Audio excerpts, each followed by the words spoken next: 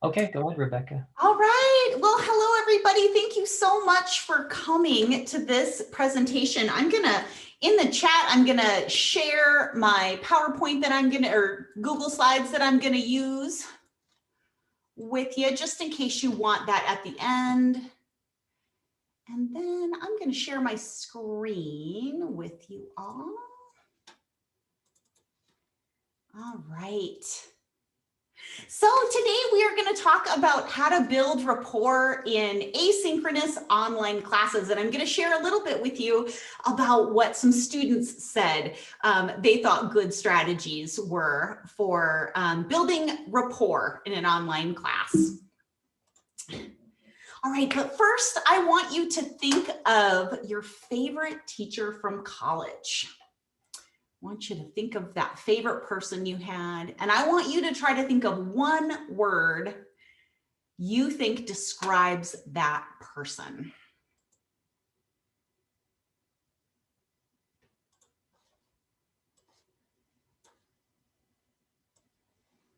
And I want you to go ahead and put that in the chat. And Vinny, this is a really silly question, but nobody can see that I'm sharing, that I can see the chat, right? They just see the PowerPoint. They should be able to see the chat too. I mean, you don't see the chat overlaid onto my PowerPoint, right? No, I see it off to the side. Okay, separate. On the left Okay, side is your PowerPoint. Okay, good. Oh, hi, Lucila. Good to see you. Passionate, unique, warm, friendly, encouraging, accessible, inspiring. Oh, these are such great words to describe how you feel about that favorite professor. Positive, confident. All right, well, we are going to talk about a lot of these words today because these words relate to the concept of rapport building. All right, well, first off, I'm Dr. Rebecca Saylor. I work at Ames Community College.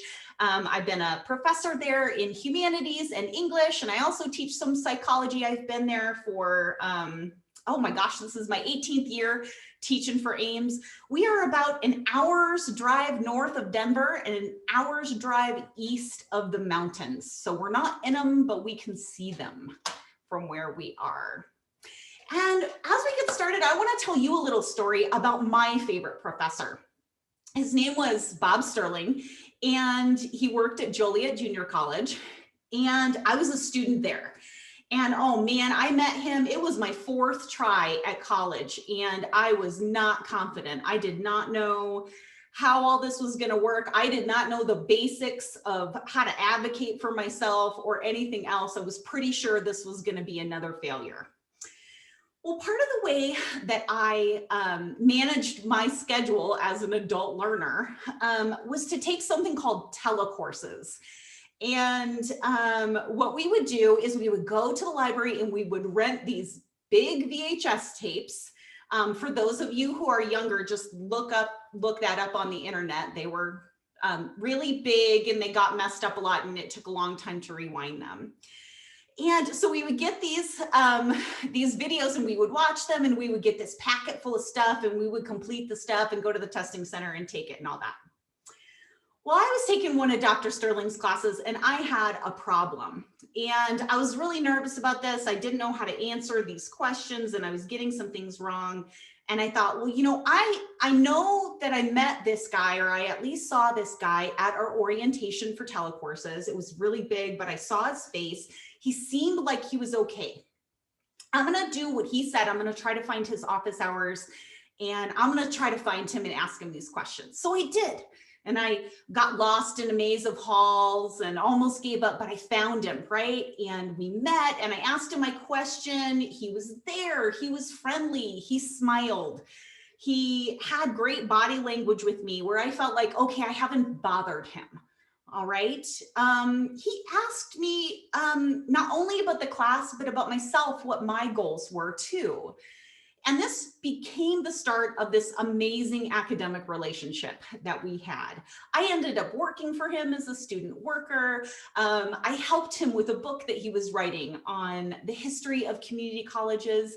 And I am still in touch with him today. He is the person who helped me understand academia, and he helped me think, even imagine that I could pursue higher education or be a part of it.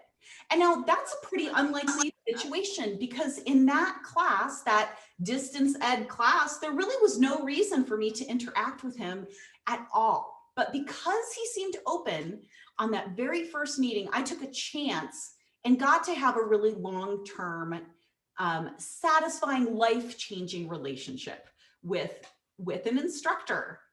And that's what I'm talking about today, how we make these connections that turn into these really satisfying instructional relationships that are not only joy to our lives, but also really help us with career and going on in education and everything else. So I'm going to cover these 6 items today. I'm going to tell you a little bit about the concept of rapport and why it's so important. We're going to brainstorm a little bit about what's working. I want to tell you what students at my community college had to say about rapport building in an online environment. I've got just a couple big takeaways and tips and strategies for you. And I want to take a few moments to imagine what is next. Where could we go next with this topic? So first, I want to play you a short video. It's 7 minutes, but it's really worth it.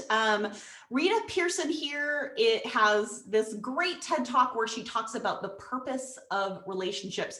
Now, for some reason, this clogs up on you while I play it.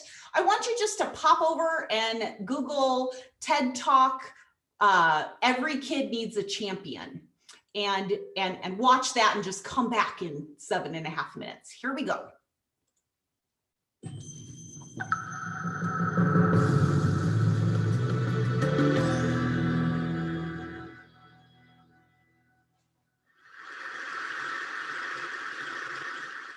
I have spent my entire life either at the schoolhouse, on the way to the schoolhouse, or talking about what happens in the schoolhouse. Both my parents were educators. My maternal grandparents were educators. And for the past 40 years, I've done the same thing. And so needless to say, over those years, I've had a chance to look at education reform from a lot of perspectives. Some of those reforms have been good, some of them have been not so good.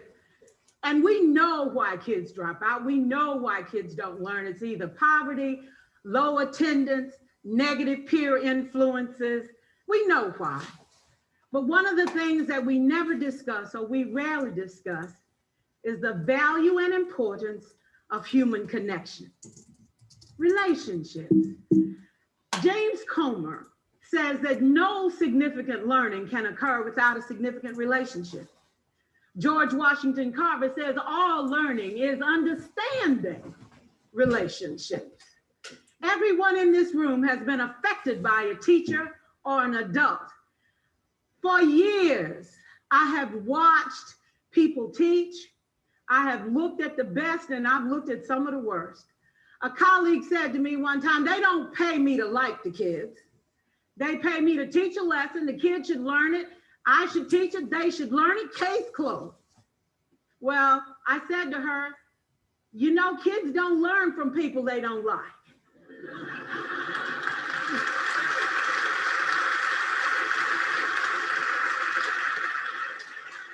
She said, that's just a bunch of hooey. And I said to her, well, your year is going to be long and arduous, dear. Needless to say, it was. Some people think that you can either have it in you to build a relationship or you don't. I think Stephen Covey had the right idea. He said you ought to just throw in a few simple things, like seeking first to understand as opposed to being understood. Simple things like apologizing. You ever thought about that? Tell a kid you're sorry, they're in shock.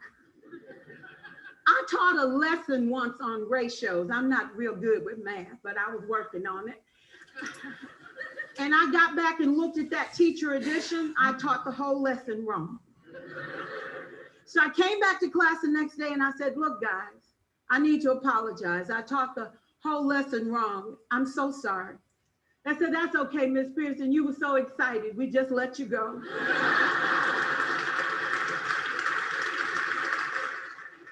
I have had classes that were so low, so academically deficient that I cried. I wondered, how am I going to take this group in 9 months from where they are to where they need to be? And it was difficult. It was awfully hard. How do I raise the self-esteem of a child and his academic achievement at the same time? One year I came up with a bright idea. I told all my students, you were chosen to be in my class because I am the best teacher and you are the best students. They put us all together so we could show everybody else how to do it. One of the students said, really? I said, really? We have to show the other classes how to do it. So when we walk down the hall, people will notice us. So you can't make noise. You just have to strut. And I gave him a saying to say, I am somebody. I was somebody when I came. I'll be a better somebody when I leave. I am powerful and I am strong. I deserve the education that I get here. I have things to do, people to impress, and places to go. And they said, yeah. You say it long enough, it starts to be a part of you. And so,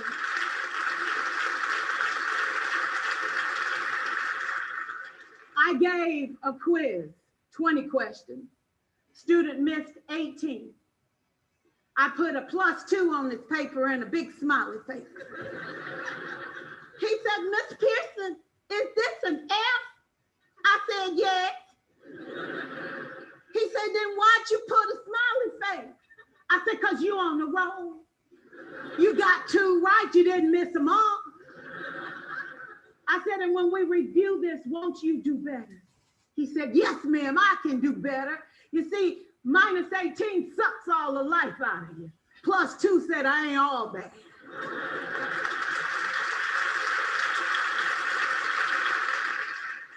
For years, I watched my mother take the time at recess to review, go on home visits in the afternoon, buy combs and brushes and peanut butter and crackers to put in her desk drawer for kids that needed to eat, and a washcloth and some soap for the kids who didn't smell so good. See, it's hard to teach kids who stink.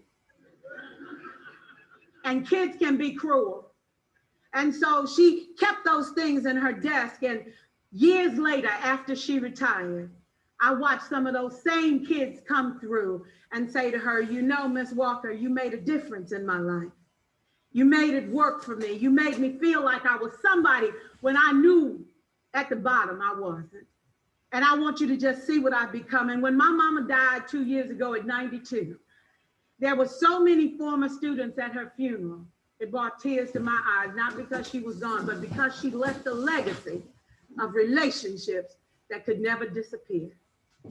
Can we stand to have more relationships? Absolutely. Will you like all your children? Of course not. And you know your toughest kids are never absent. Never. You won't like them all, and the tough ones show up for a reason. It's the connection, it's the relationships. And while you won't like them all, the key is they can never, ever know them. So teachers become great actors and great actresses, and we come to work when we don't feel like it, and we listen to policy that doesn't make sense, and we teach anyway. We teach anyway because that's what we do. Teaching and learning should bring joy. How powerful would our world be if we had kids who were not afraid to take risks, who were not afraid to think, and who had a champion? Every child deserves a champion, an adult who will never give up on them, who understands the power of connection and insists that they become the best that they can possibly be. Is this job tough? You betcha. Oh God, you betcha. But it is not impossible. We can do this. We're educators. We're born to make a difference. Thank you so much.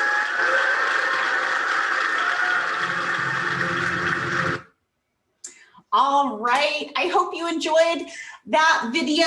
I think Rita Pearson is making so much sense in this video. She's talking for a K through 12 audience, but I think there's a lot that we can take as higher ed instructors on this subject of relationship building as well. And Pearson's mentioning so many of the things that relationships can do for students, right? It can motivate them. It can keep them hanging in there when they are on the verge. It can push them to higher learning levels. And so let me tell you a little bit about this piece of a relationship that we call rapport, all right? Show anyway. That's odd. All right, hold on just a sec. Let me see if what's going on with that. That has not happened. All right, here we go. Rapport, hold on. Let me make sure I'm still sharing. You guys can see that? Nope. Not, okay, nope. Here we go. I'm back. All right, here we go. Let me tell you a little bit about this phenomenon of rapport. It is an interpersonal phenomenon that everybody in this audience has definitely experienced. You have rapport in all kinds of relationships. This is just a sense of connecting with somebody, of clicking, of feeling like you like them. For the purpose of an educational sense of rapport, this feeling helps us to learn with people, to learn from one another and to grow. Rapport is not a static process. It can start with a good first impression, but you also have to take steps to build rapport over time. You have to maintain it or it can disappear. Most importantly, you have to repair challenges that you have to rapport, and you better hope that you have challenges to your rapport with students, because that means you've gotten to a place where you are really pushing and pulling them towards more challenging content. And this can happen between instructors and students. This can happen between classmates. It can even happen with tutors. And my bet is that instructional designers and other people who work with students in support settings have this experience of rapport. The benefits to students are many and well established. So having good rapport results in higher grades, improved learning, retention. It is positively correlated with all these kinds of non-cognitive factors that go into student success, such as being motivated, showing up to class, contacting your instructor outside of class. It leads to more engagement and self-efficacy, and it decreases things like loneliness and anxiety. It also improves student satisfaction. This is especially important in our work for equity. Zetta Hammond describes this experience of rapport, this need of rapport, as essential in order to be what's called a warm demander. So it's not just about building students' self-esteem, although that doesn't hurt. It's about using good relationships to help challenge students to higher levels. Oh, but there are faculty benefits as well. I'm sure that all of you here have had a class or worked with people where you did not have high rapport. And my guess is those experiences are pretty uncomfortable for you. I know I have a class that I do not have high rapport with right now, and it is a little frustrating to go to that class. I feel like we're just not connecting and it feels uncomfortable for me. Course evals are positively correlated with having rapport. So the more rapport, the higher those course evals. Another study looked at ratemyprofessor.com comments and boiled down one of the most important things for getting a high ranking on there is just to have rapport with students. When they studied award-winning teachers and they looked at those individual characteristics of award-winning teachers, those teachers had rapport with their students. Here's a quote from a student who participated in my study that I think illustrates this really well. I hated the class, but the fact that I liked the instructor, it says a lot, I think. This particular student talked about how they probably weren't going to get through that math class if they didn't like that instructor. And this would have been one of those math classes that had been repeated a couple times. So it was a good thing that that relationship was there, so the student could proceed. All right, so the bad news about online asynchronous rapport, especially, you've all probably experienced it if you've taught an asynchronous online class. We've got lots of challenges that are known. We lack the vocal tone and body language that makes it so easy to build rapport in an in-person, face-to-face environment. Just think about your first day of class in an in-person class and how easy it is to build rapport. You open the door and smile as somebody walks in, rapport building moment.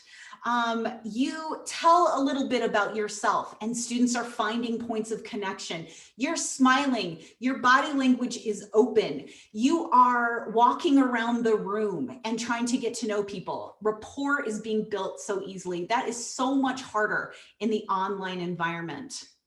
This also happens across the course. When you hand back a tough exam, but you pat that exam, you pat it with your hand in a way that says, come talk to me and we're gonna work this out. You're gonna be okay, right? So we lose these cues, these bodily cues, and the vocal tone that we use to moderate bad news, we lose that in the online environment very often. We also have another challenge. One study took a look at how students in face-to-face tutoring, peer tutoring relationships spoke with one another compared to students in asynchronous online tutoring groups. And what they found is that the students in the face-to-face groups had a lot of off-topic conversation. It was very spontaneous. It involved things like, what did you have for lunch? Where you're going after this? All those little seemingly non-academic questions that students ask of one another. But what they found is that this spontaneous informal language that students used helped lead them to deeper, more challenging conversations about the content of the classes that they were studying for when they worked together. On the other hand, the online asynchronous group, they had very little informal conversation. It was not spontaneous because the tool created a place and a time and a topic that they needed to communicate through. And so they had very little of that.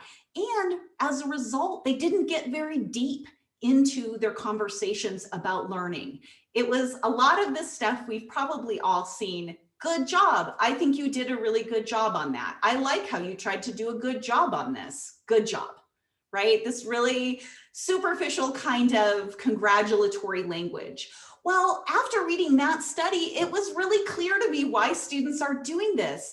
If you are in a high-risk situation, social situation, and you don't have any of the clues to tell you whether or not it is safe, whether or not your peer can handle the feedback, or if you'll be taken the wrong way, would you give a lot of really deep, substantial advice to your peer? No, you need that spontaneous, informal language to get a gauge on a person so you know if they're going to be able to handle it or not. And then finally, we lack feedback in the online environment for how our students are receiving things and how it's going in general. We often don't know. For example, I know in a face-to-face class if students think my jokes are funny or if my references are hitting the mark, right? But if it's not hitting the mark, I'm gonna shift when I see that nobody laughed or nobody really connected to my Harry Potter reference, all right? In an online environment, we don't really know if it's working or not. So that can be another challenge to building those connections and rapport in an online environment. But we all know what doesn't work, right? What I would like to hear from you for just a second in the chat is what have you found that does work to build a connection of rapport in an online environment? And if you could just take a moment to think about that. And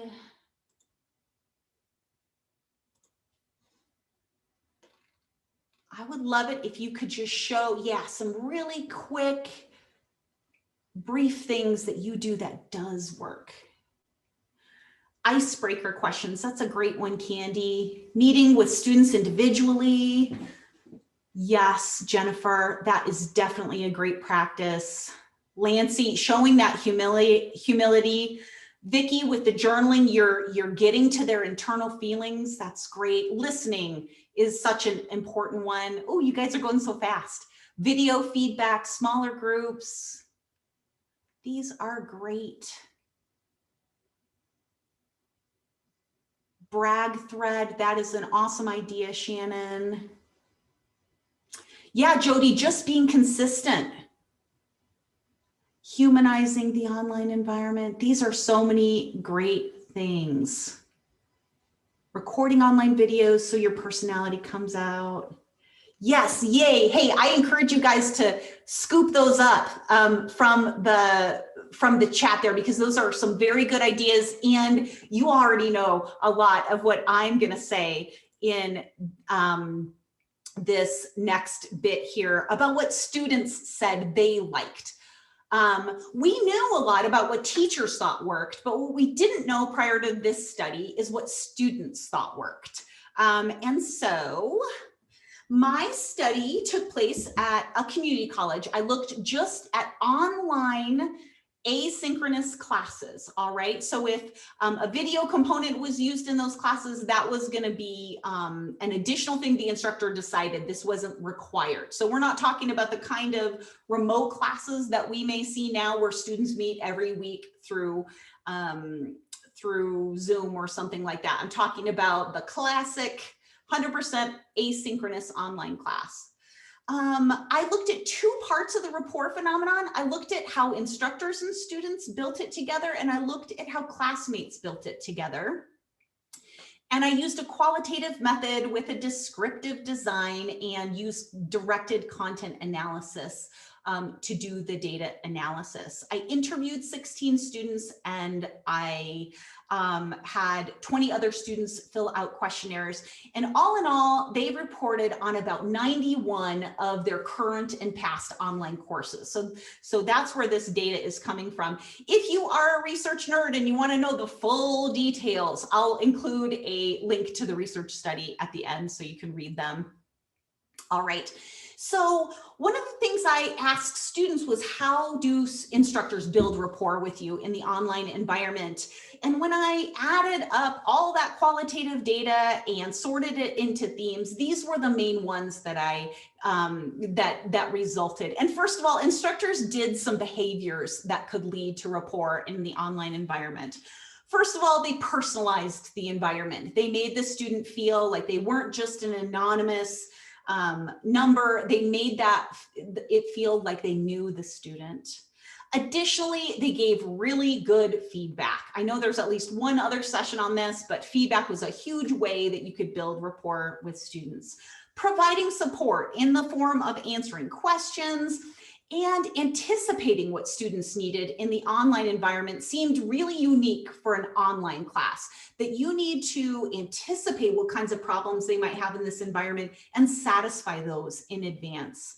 And finally, and I don't know why this surprised me, but it did, just basic classroom management went a really long way towards building rapport with students. When they saw that your class was organized, that you were present, that you showed up consistently, clear expectations, clear materials, things like this. This was by far the largest grouping of themes that I got, was just the importance of having that course, just the basics, doing the basics went a long way with students. They also described some of the qualities, the personal qualities that they perceived about their instructors. And these were the 5 qualities that emerged as the most important. Having a caring instructor, feeling like your instructor cared for you, having someone who is trustworthy. And that could be making a promise that you kept, right? I'm going to be available, and then actually being available. Or also the way that you demonstrate your credibility in terms of your teaching expertise or your subject matter expertise. I was surprised they talked so much about wanting to hear about our credentials, for example. They loved, oh, the joy on their faces when they talked about spontaneous, authentic expressions from the instructor. They loved when instructors did goofy, silly, funny, serious, anything that really showed kind of the true instructor. They really loved moments like that in the class. So definitely do that. They loved that. And of course, being personable was a quality that went towards rapport with an instructor. Someone who is attentive to tone in emails, for example, someone who uses polite, the niceties when you're communicating. All right. And finally, approachableness was an important aspect of being, having high rapport in the online setting for students. Now, I'll also mention that for all of these categories, these were also coded as opposite of these. So for example, a class that was personalized was going to have higher rapport, but a class that felt depersonalized, that rapport would be much lower. And that was the case in all of these. If an instructor was perceived as caring, the rapport went up. Uncaring, then the rapport went down. And there was a really interesting link that I found between how these behaviors resulted in this perception of an instructor quality. I know my instructor is caring because he does something for me. So let me give you an example of this. This is a student who is talking about, this is answering the question, what does your teacher do to create rapport with you? And this student said, this is a hard class, but I actually look forward to it. It's one of the few classes that I don't go, oh, I have to pull this information now. For me personally, I enjoy it because it's so well organized. I don't feel like I'm digging. It's right there. It's all listed. It's easily accessible, colorful, clean, good grammar, good spelling, good presentation. So this particular student was intuiting that the instructor cares, is a caring person, based on these very mundane actions that everyone should be doing of just creating a high quality class and managing it. Here's an alternative example of a student who had very low rapport. Everyone makes mistakes. It's going to happen and it's okay. But when it's all the time and you bring it up and it's not fixed, or when you get graded poorly on an assignment, even after you show them why it wasn't turned in on a specific date and it's not fixed, it really makes you feel like they hate you, like there's something wrong, because why would you do that to a student? And this was something that definitely showed up in the data, was that if an instructor did not attend to those behaviors in class that supported learning, then that rapport would drop, and the student assumed it was personal. There would be an emotional response to that lack of rapport and strong feelings towards the instructors. Here's another example of a student saying, you can tell how much care is put into a presentation. That resulted, the perception that the instructor is spending a lot of time resulted in high rapport, whereas not seeing sympathy or real care, this led to really low rapport in the online environment. And finally, here's a pretty sad one on how a depersonalized setting really impacted this student. It makes me wonder, am I just an inconvenience, or is this just even worth contacting them about, or they don't even know who I am? It's just kind of like they don't care. It's just a person on earth. It's just very like a computer telling me this information, not an actual teacher behind anything. And now what I would say to give a little grace to teachers on this is that perhaps this instructor has no ill will towards the student whatsoever, but in the absence of information, this student is feeling like anything could be possible, that they don't care. All right. So I'm not going to go on too long about the research findings, although I could talk about this all day, but I want to tell you a couple of other cool things that I noticed. So first of all, I had students rank their experiences of rapport in online environments, both with instructors and with classmates. And I can tell you that high rapport is absolutely possible in the online environment. Students are experiencing it. Plenty of students had at least one experience feeling a very high level of rapport and connection with their instructor and their classmates. I will tell you that it was not that common though, okay? While they are having them, most of them are having pretty moderate to non-existent rapport experiences, at least in this sample set. I also measured for two components of rapport. One of those is enjoyable interaction, and all of these measure how much you enjoy sort of connecting with the instructor. Those were higher than this other part of the measurement, personal connection, feeling like you have a deep bond with someone. So they're having high rapport experiences with both faculty and students, but some of those experiences may be fairly superficial. They may not be getting into those deeper personal connections. I asked them where they built rapport, and they said the discussion board was the primary place to build rapport, although they also had the caveat, that's the place, but it's not really happening there. All right, not as much as we would like. Email was a good place to build rapport with an instructor, although students said they didn't know how to email. They didn't know when it would be appropriate to email fellow students, that was very awkward for them. And video or multimedia, that was almost always a place where rapport could be built. So those were some good things.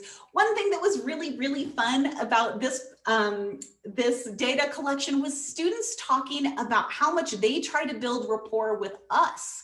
So students are absolutely equal participants in rapport building, right? It takes two to form a relationship. And one story that really sticks out is a student who would just happen to wander the hallway near where one of her online instructors would be. She would do this at the beginning of every semester, and she would just sort of pop in and be like, oh, I didn't know your office was over here.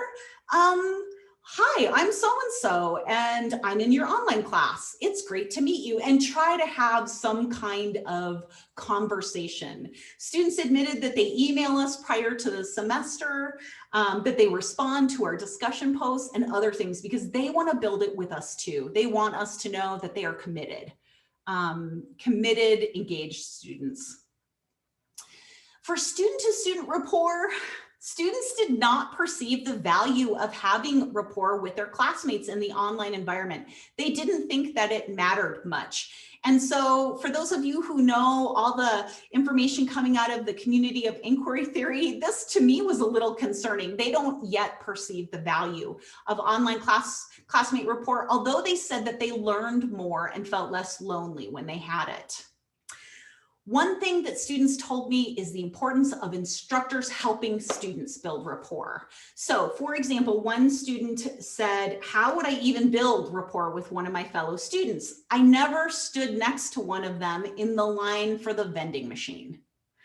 And I thought that was a really interesting example of a spontaneous, informal moment that you might have in a face-to-face setting that you just don't get in the online setting.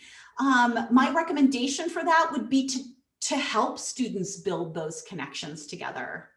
And last but not least, although students of course said that they disliked them, group projects were the one kind of activity where they really felt they built rapport with one another in an online environment. Additionally, if they had any face-to-face experience with other students prior to class, whether that was being part of a cohort or taking another class or knowing somebody from high school, they imported all that rapport right into the online environment.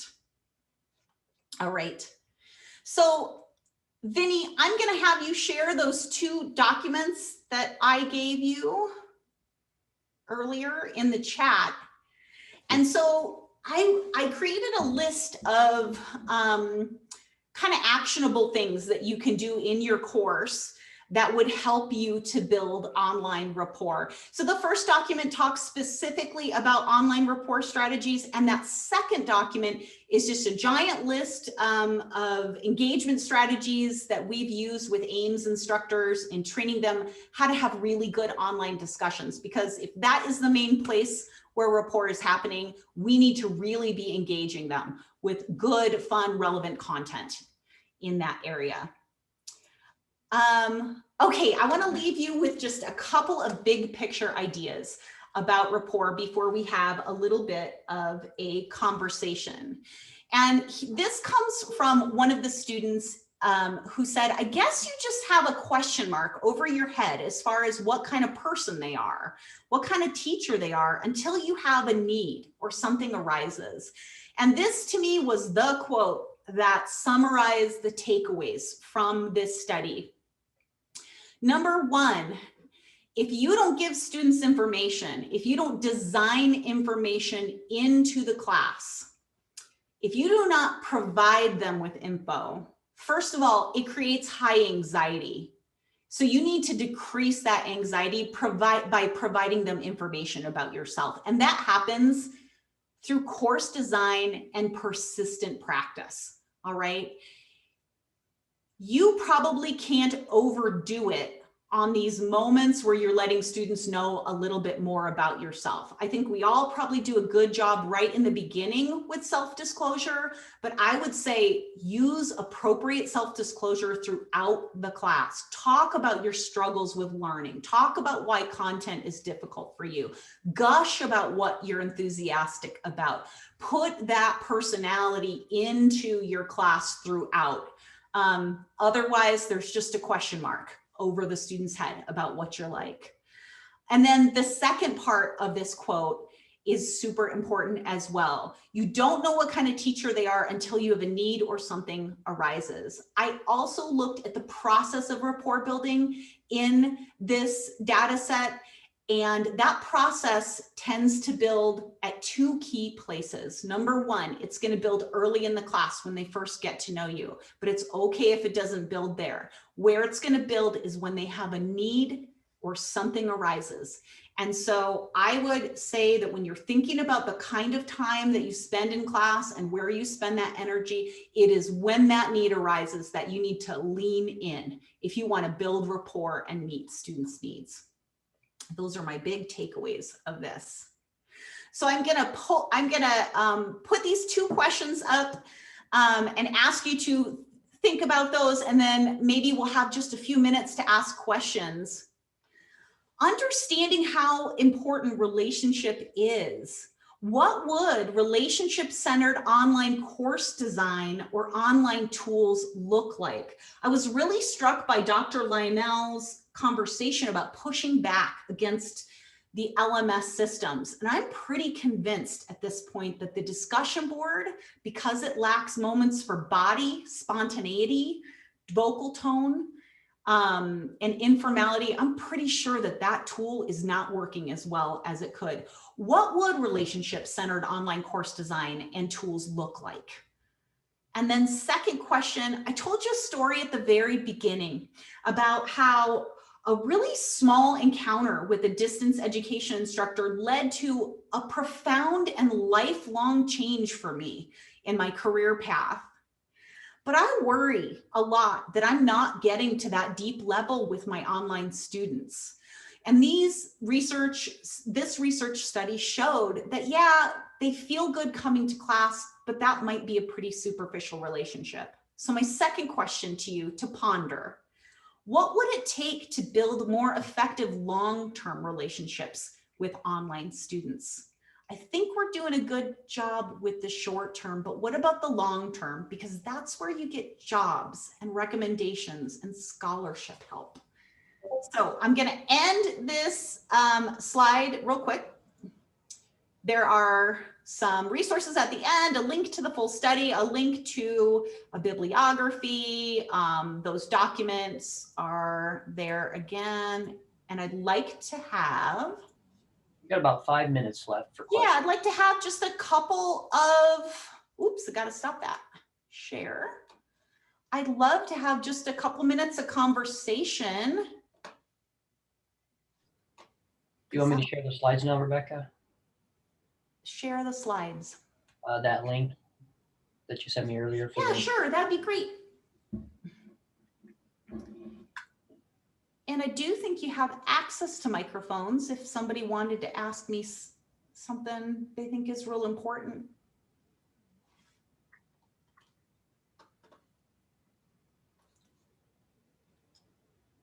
And I'm loving this group chat here. Rebecca? Yeah, hi, Vicki. Klein, a question from chat. Sometimes to me, it seems that creating rapport and the ideas of creating rigor and using professional communication standards are kind of working at cross purposes. How do you balance those two things? Oh gosh. So help me if I'm not on track with what you're asking, but I do think that the formal language that we trend to when we design our courses, when we use that real formal language for instructions, just even for content, I do think that sometimes is at cross purposes with rapport building. So I try to really think about and balance voices. So there's professional, there are moments for that professional voice, but then there are moments that I'm trying to be informal and use way less jargon and things like that. I know that sometimes that can feel scary to us because it feels like, well, if I start to write in a informal way, then students are going to do that in an informal way too. I try to do a lot of that through video, to be honest. So I'm trying to show them I'm a normal person too. I do in discussion boards, I'm pretty informal. I try to write more like I would explain in class, which is less formal. But if we've got if most of what we're signaling to students is this highly formal course structure, and we're not providing that informal language to counterbalance that, then they're going to intuit a much more formal stance that might prohibit or dampen the rapport building. Am I on to what you're talking about, or do you have another idea in mind? Actually, that's exactly what's kind of troubling me. I've been trying to convince our institution to turn on emojis in Canvas. But it's kind of perceived as being frivolous, I suspect, and not a high priority. Well, I would say that the frivolous is actually supportive of learning. I think that's one of the main things that I found in my research for this study, gearing up for this study, is that the frivolous actually really supports learning. Okay, thank you. All that stuff. It seems, relationship seems like this invisible thing, and it seems sometimes when you talk about relationship building or rapport, people think, oh, well, I'm just not going to coddle my students like that. I don't think you can push to deep learning without having some kind of relationship. You don't have to be warm and fuzzy. Okay, you just be your adorable curmudgeonly self if that is what works for you, but find a connection. And I'm emoji crazy, so I might be the wrong person to talk to. I think it embodies the classroom. I think it puts a body and tone back into the classroom, and I think we have to work hard at it. Anybody else?